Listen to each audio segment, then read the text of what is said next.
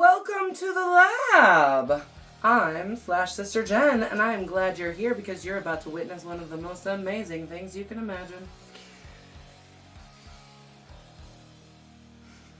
Maybe. I don't know how to follow that.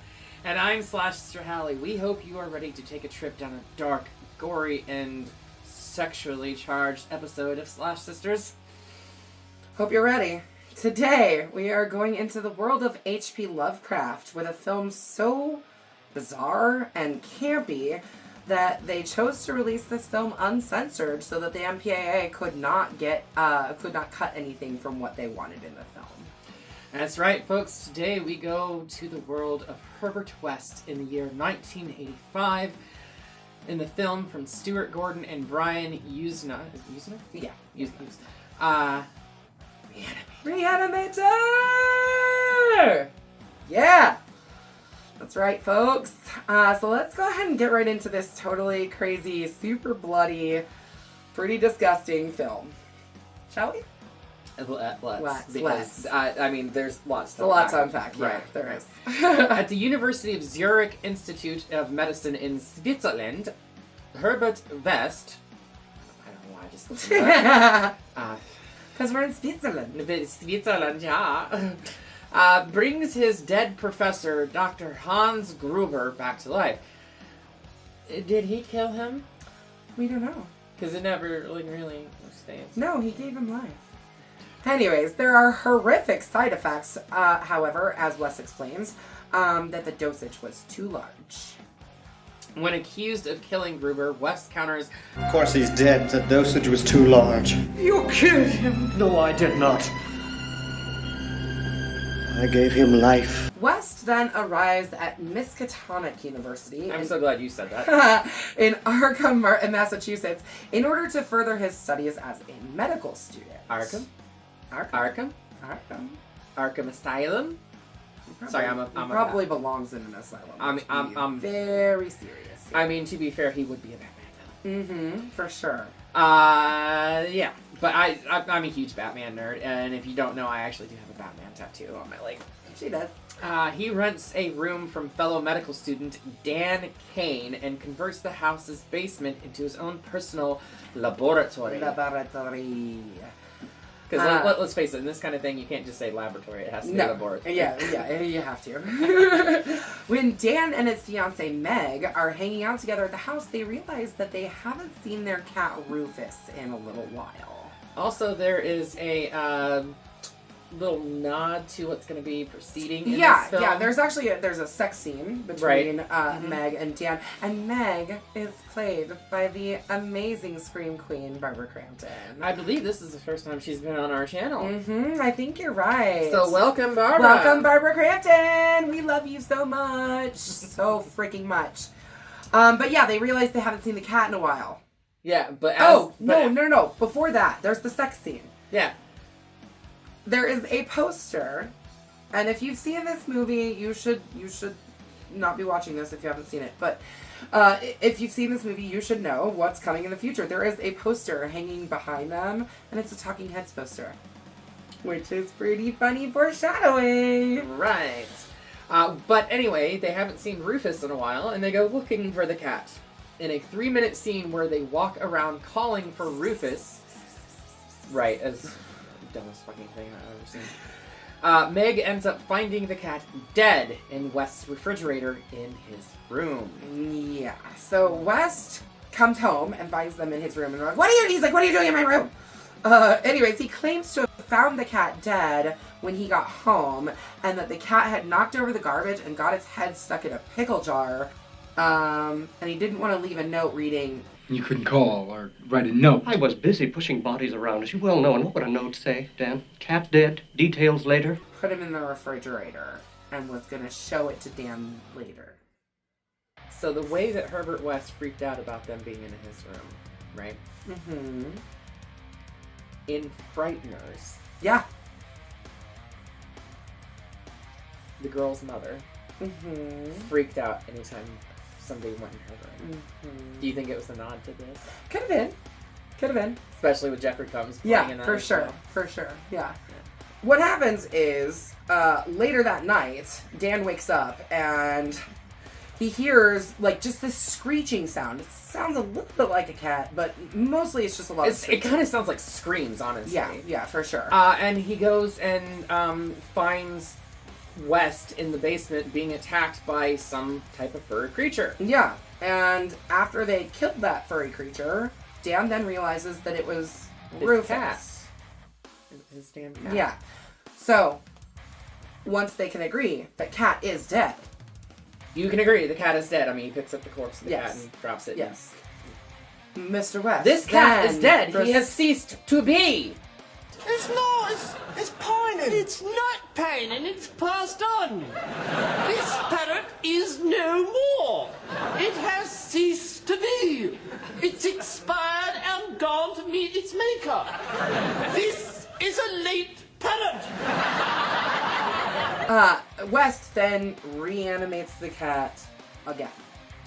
And it's then that Dan is convinced that this reagent works. A little too well, in my opinion. But anyway. Dan's fiancée, Megan, who is the daughter of the medical school's dean, walks in on this experiment and is horrified. Wouldn't you be? I would be. yeah. I'd be like, oh my god, what the fuck are you doing to my cat? Well, it wasn't her cat, it was his cat. She but loved on still. that cat. Still, that right. was, that was a pet. Mm-hmm. Anyways, I mean, Dan... To be fair, pets are family. Yeah. As I told you while we were on vacation. Yes. So Dan then tries to tell the dean, Doctor, is it Dr. Halsey or Mr. Halsey? I think he's a Halsey, doctor, yeah. Dr. Halsey, about West's success in reanimating the dead cat. Herbert West has effected reanimation in dead animal tissue. But the dean does not believe him, and when Dan insists, the dean implies that Dan and West have gone mad and kicks them out of school. No, he demands Dan to write a formal apology stating that something will never happen again, vows that he'll never see his daughter again, and then kicks West out of school. Right. Barred from school, West and Dan sneak into the morgue to test the reagent. That fucking security guard is a trip. He don't give two shits about anything. He's like, oh, I guess I'm going on a break. There's people here. Sweet. Bye. I don't know why you need a security guard for a fucking morgue anyway. Just saying. Well, I mean, if the security guard was present, maybe people wouldn't be going in there trying to reanimate bodies. But every time somebody shows up, he's like, bye, guys. Do whatever you want. Anyway. They sneak into the morgue to test the reagent on a human subject in an attempt to prove that the reagent works and to salvage their medical careers. The corpse they inject certainly does come back to life, but in a violent zombie-like state. He thrashes them. Yeah, and actually, so the guy that played, the actor that played this first reanimated corpse was Arnold Schwarzenegger's body double. I could see that because he was a big he was fucking huge, dude. absolutely huge. But yeah, he also was his training partner, so they trained together. He was Arnold's body double in a lot of films, Which he is did all of his stunts and which stuff. is He's actually a stunt really man. really funny because this concoction right here is the same stuff that Predator Blood is, starring Arnold. Anyway, Dr. Halsey stumbles upon the scene and is killed by the reanimated corpse, which West then kills with the bone saw. Yeah, he takes the bone saw and drives it straight through the whole entire fucking corpse. It's pretty sick. And bloody. Excited at the prospect of working with a freshly dead specimen, West then injects Dr. Halsey's body with the reanimating agent himself. Why not? Dr. Halsey returns to life, also in a zombie-like state. Megan chances upon the scene because, let's face it, Dr. Halsey brought her to the hospital with him as well and told the receptionist to keep a fucking eye on her. Yeah. Obviously that didn't She happen. just wandered off. Right. No, I mean, she followed him to the fucking Yes, hospital. she knew what to do. But she ends up seeing the scene and is hysterical, as most women in early horror films are. But I think anybody would be hysterical at seeing their father like that. No, I'm not. Maybe not I'm as not. hysterical as I'm not saying that you wouldn't, but let's face it. The way that she acts is very right. It's very. It's over the top. It's campy. It's reminiscent intentional. of Barbara from Night of the Living Dead. For real. To be fair. And Dan collapses in shock. Yeah. What? Yeah. You're a medical student. Why the fuck did you pass out? I don't know. That's a lot more than just like normal medical stuff, though. Anyways, Dr. Halsey's colleague, Dr. Carl Hill, who we've actually seen a little bit earlier. He's the teacher of the medical students. Right, who also said that he could not wait to fail Herbert West. Yes, and he also claims that brain death occurs between 6 and 12 minutes, and after that, there's nothing you can do. And West is clearly out to prove him wrong. Mm-hmm. Anyways, so he... He's a professor and a researcher at the hospital, but he takes charge of Dr. Halsey and basically, like, puts him in a padded observation room, like, in his office. Because he has decided to, Well, he tells Meg he wants to do exploratory surgery on her father, to figure out what happened. He also confronts West and basically, demands to see his notes on the reanimation process and wants to take credit a little bit later. But not that much later, though. Yeah. He does carry out a surgical procedure on him, effectively lobotomizing him to a sense. Yeah, he kind of talks about it later, that it's like a different type of lobotomy. Right. He used like some kind of like blowtorch or whatever. Or a laser or something. Right. Yeah. During the course of this operation, he discovers that Dr. Halsey is not sick, but in fact actually a dead and reanimated corpse. Yes. So then Dr. Hill goes to West, and he finds his basement lab in the house, and attempts to blackmail him into surrendering his reagent and notes, hoping to take credit for West's discovery. Yes, that's what I was getting to. Yep. You would think I would have watched this today, right? Yeah. Yeah, I did. I watched it last night again. I'm recovering from vacation. Yeah, she's in vacation down mode. So I was half asleep watching this morning. But anyway. West offers to demonstrate the reagent and puts a few drops of it onto a microscope slice of dead cat tissue. Yes. As Dr. Hill's peering through the microscope on the looking at the slide, Wes clobbers him from behind with a shovel and then decapitates his ass with it. West then reanimates Dr. Hill's head, and in the dumbest fucking move, reanimates his body separately. Yes. Should've he kind of just has this moment where he's like, I've never done them separately. Parts. I've never done whole parts. I understand for the sake of science, you gotta try boundaries have right? to be pushed, but if he wouldn't have reanimated the fucking body, everything would have been just fine. Yeah. For the most part. I mean, obviously, he still has a couple corpses on his hands. Yeah. While Wes is questioning Dr. Hill's head and taking notes, Dr. Hill's body sneaks up behind him and knocks him out unconscious. Told you it was a dumb move. This movie is so funny. No, what's funny is when the body is sneaking back into the morgue. This is, okay, from here out, where we've got the head and the body separated, shit gets fucking hilarious, okay? In the best, campiest way possible. There's a few, like, really over-the-top gross moments, but it gets fucking hilarious. So let's go on. The body then proceeds to carry the head of back to Dr. Hill's office with West's reagent and notes. Yeah.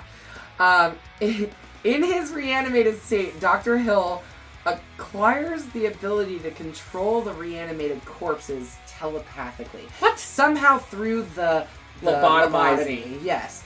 What? After conducting the brain surgery on them. Yeah. What? Yeah. Like I said, shit gets crazy. She had never seen this before. She had never seen it before, you guys. When I got here to record with her, she was like, I don't know how I feel about that movie. I still don't know how to feel about it. I love it.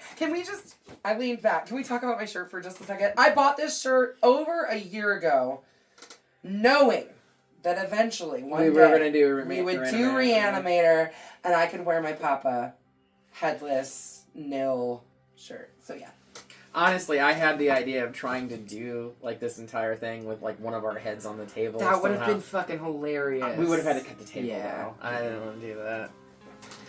Anyway, he then directs Dr. Halsey to snatch Megan away from Dan. While being carried to the morgue by her reanimated father, Megan faints. But we have to just, for a second, talk Let's about... take a break for a sec. Yeah. Because it's about to get wild. I think Hallie might be a little uncomfortable about this part. So, I want to go back to when Dr. Hill was walking to the morgue with the fake anatomy Okay, so head. he makes this like fake sculpted head. It was a yeah, because anatomy like his sculpture. ear falls off onto the floor. Right. And, yeah. It was clearly designed for teaching purposes, but somehow he mounts it to his fucking shoulders and proceeds to walk into the morgue. So why didn't he just put his own head back on his shoulders? Probably because he couldn't figure out a way to attach it. I mean, he attached a fucking, like... Anyways, he sneaks back into the morgue with a fake, like, plastic head on top of his shoulders and carrying his actual head in a medical duffel bag. Yeah. Right. Oh, my. So, when Meg arrives, her own fucking father strips her naked and ties her down to a goddamn table right next to Dr. Hill's head. Medically restraints. Yes, medical restraints. Because tying implies rope. Yeah. I want to make that restrains clear. her down. Right. With actual restraints. She regains consciousness as Hill's body and bloody severed head begin to sexually assault her by trying to lick her face and kiss her nipple or whatever. I don't know. It's you really just kind of have to watch it. Hill's body then starts to place his head between... He takes his own head and places it between Meg's legs. But just as he's about to, like, really violate her, Dan and West show up. Thank God. By the way, if you haven't seen the film, guess what? You're not going to see this here either because we can't fucking show that. No. There's so much we cannot show from this movie, actually. It's going to be hard to cut clips into this one. It is. Wes distracts Dr. Hill and Dan frees Megan. Yeah. Dr. Hill reveals that he has reanimated and lobotomized all of the corpses inside the morgue. Which, mind you, we have a burn victim, a gunshot wound to the somebody head that they victim. called a meatball. Right. That got run over by a semi or something. whatever. Yeah. But yeah, he has them all under control because he lobotomized them with this. Somehow he did this while headless as well. That's one hell of a doctor. One hell of a head. I do love the line, though, that Dr. West tells to Dr. Hill. Or not Dr. West, Herbert West tells it to Hill. Who's going to believe a talking head? Get a job in a sideshow. So funny. However, Megan's voice reawakens a protectiveness in her father, who fights off the other corpses as Dan and Megan escape. Yes. Sort of. Ish. He then grabs Dr. Hill's head and straight up fucking Hulk smashes that shit. Like just squeezes the ever-living life out of it and smashes the head. Yeah, which I'm still confused over the sequel, but anyway. In the ensuing chaos, West injects Dr. Hill's body with a lethal overdose of the reagent. This stuff. Yeah. Dr. Hill's body mutates rapidly. Like things come out of there, like his intestines, I think, grab the rest. I'm thinking it's his intestines come Yeah. out in some type of like tentacle fashion, Yeah, wrapping up and like carrying West. away And West. if you watch that scene closely, you can see that they shot it and reversed it, yeah. So yeah. they're pulling it off of him. Yeah. You can see that, and it's just going back up on him in the reverse footage. Yeah. But this is why we do this shit, is to analyze it. It's so funny, though. It is such a funny scene. It mutates rapidly, but then West screams out to Dan to save his work and the reagent before being pulled away by Dr. Hill's monstrous entrails. And honestly, that's the last we see of Herbert West in this film. in this film. Because there are 2 sequels to this. How? I do not know, but there are. Dan retrieves the bag containing West's reagent and notes as Dan and Megan flee the morgue. One of the reanimated corpses, and I believe it was the burn victim, Yep. attacks and strangles Megan. Yeah, Dan then takes her up to the emergency room. I mean, this was all happening in the morgue, so he takes her up to the emergency room and tries to revive her, but she is dead. In his despair, he injects her with West's reagent. After the scene fades to black, Megan, apparently revived, can be heard screaming. And that is it. That is the end of this part of the movie, at least. This part of the story. Because it definitely continues. The next one is Bride of Re-Animator. So, which, obviously, this is clearly a take off of Frankenstein. Oh, absolutely. Absolutely. With the whole Stuart Re-Animating Gordon dead and everything. even said that, like, he liked the idea of Re-Animator, but wanted it to be more of a Frankenstein story than the actual, like, Re-Animator story that H.P. Lovecraft originally wrote. So, yeah, I don't know. This is a bloody machete up for me. This movie makes me so happy. It's so funny. It's over the top. It's so campy. over the It's top. It's more bloody than I remembered it being. Like, as I was watching it, I was like, oh man, I forgot how freaking bloody this movie is. It's so much fun, and it's a great watch. I appreciate all the practical effects of this. Absolutely. Specifically, the bladders, the bladders in on the Dr. faces Gruber and in stuff. the opening sequence and Oh everything my like gosh, that. yeah. I don't know how to feel about the overall story of this, but practically effects-wise, this was brilliantly done. Absolutely. I don't even know who did the effects on this. I remember reading it, but I don't remember right off the top of my head. We'll put it right down here. But they did a phenomenal job with it. Fantastic. I'll give it a serum syringe up, I guess. 2 serum syringes up from the Sash sisters. Stay. Right. Do not fall over. Yeah, because that would cause a little bit of a mess. We made a little mess before we started recording. Actually, I made a mess. You like punched this down on accident. She's trying to reanimate the dead over here, people. And we don't have anything dead to reanimate, though, unfortunately. Just Just probably find like a fly or something. Maybe a bug. Just my soul.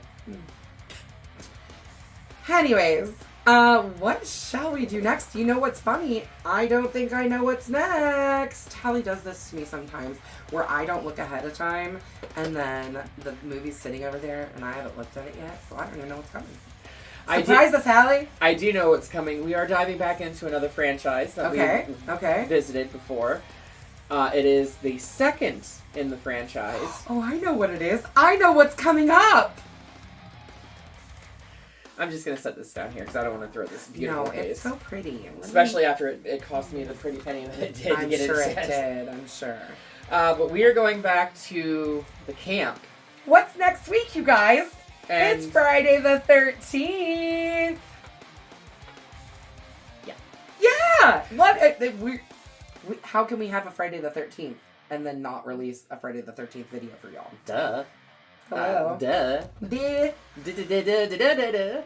So come back next week where we will, on Friday the 13th, where we will jump into Friday the 13th Part 2, where we finally get Killer Jason. Yes, but hockey maskless. Yeah, Baghead Jason, but that's okay. Potato sack Jason. Yeah, that's okay. We're still gonna get Jason, and we're gonna get a hulking beast of Jason. So, come back next week where we will be discussing this wonderful movie. If you haven't watched it yet, what the fuck is wrong with you? Go and watch it.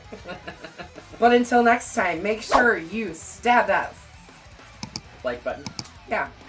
Stab the like button. Slash the subscribe button. Yeah.